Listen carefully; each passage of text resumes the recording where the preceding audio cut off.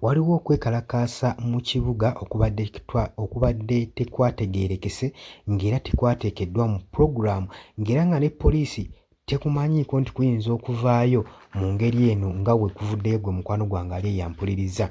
Oli ku UG Update Civic osinzira okuba ng'otuwuliriza era nkutegeeza nti okola kyamaanyi nnyo okwekumira ku mayengo gano.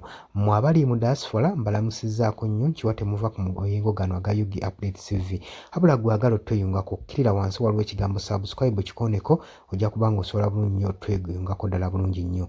Eri ekibiina kya PLO nga kitegese okwekalakaasa nga kimala kingogena ku paliamenti olw'ebyo bye bayita okuba nga bavuula omukulembeze waabwe General Muhoozi Kainerugaba nga bali eyo mu katikati nga bagenda mu maaso n'okwekalakaasa, poliisi ng'amaaso egasimbaganye ku ba protestants abo abali eyo mu katikati abagenda mu maaso n'okumakinga ku paliamenti. Kaakati wavuddeyo ekibinja ekirala ate mu kibuga Kampala ekitandiseewo okwekalakaasa nga kino nno bagaba bawagizi ba Dr. Kizza Besigye ng'era basaba Dr. Kizza Besigye ayimbulwe mu bunnambiro gwe mukwano gwange ali eyampuliriza. Bazze nga beekalakaasa nga baagala okuyimbulwa kwa Dr. Kizza Besigye ssaako ne munywanyi waabwe Lutale. Jjukira nti nno okusinziira ku bigenda mu maaso Dr. Kizza Besigye ssaako ne Lutale baasigala bali detainingiddwa nga bakyali mu mikono gya security newankubadde kooti Supreme Court yavuddeyo nga 31 January n'egamba nti nno basiviliani balina okukomya okuba nga batrayingibwa mu military courts. Naye kino ekirowoozo kitegeeza tebakitwala nga siriyasi kyobalaba ekitongole ekya Legal and Human Rights ekya Human Rights kyavuddeyo ne kibeera concerned nnyo ku bino ebigenda mu maaso nga bagamba nti nno kitegeeza nti ekiragiro ekyayisiddwa Supreme Court tekyatwaliddwa nga kyamakulu ng'omukwano gwange ali eyampuliriza.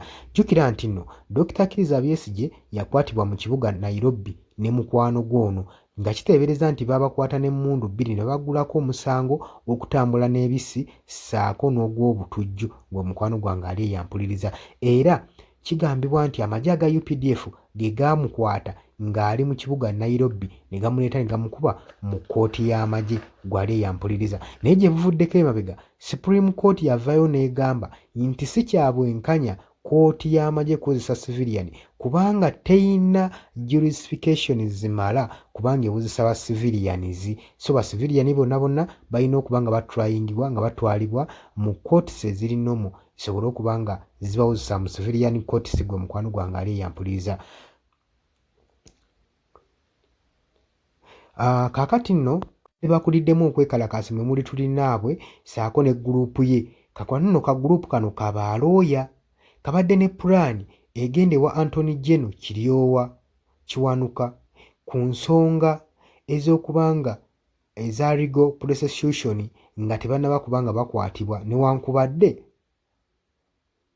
bakwatiddwa nga tebannatuuka ku Parliament na ku accessinga Ministry of Justice and Constitutional Affairs mu Kampala. Bano babulookingiddwa ne poliisi era ne bakwatibwa abasinga ne badetainingibwa ne batwalibwa mu buduukulu bwa poliisi era kati batemeza omega wa mitayimbwa gwe mukwano gwange. Badde bagezaako okwekalakaasa nga babanja munywanyi waabwe Dr. Kizza Besigye asobole okuba nga ateebwa gwe mukwano gwange ali eyo ampuliriza.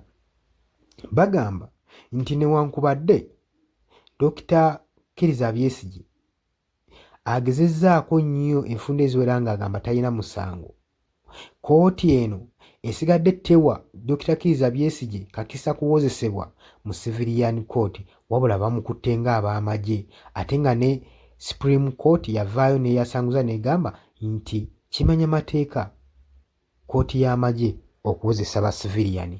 Kati bano balooya kye badde beekunga ne bavaamu batwale okwekalakaasa kwabwe n'obutali bumativu okubanga kooti eno ey'amagye okutwalira amateeka mu ngalo so nga ate kirayanti waabwe talina kuba ssaawa zino ng'akuumibwa na military court gwe mukwano gwange ali eyo ampuliriza.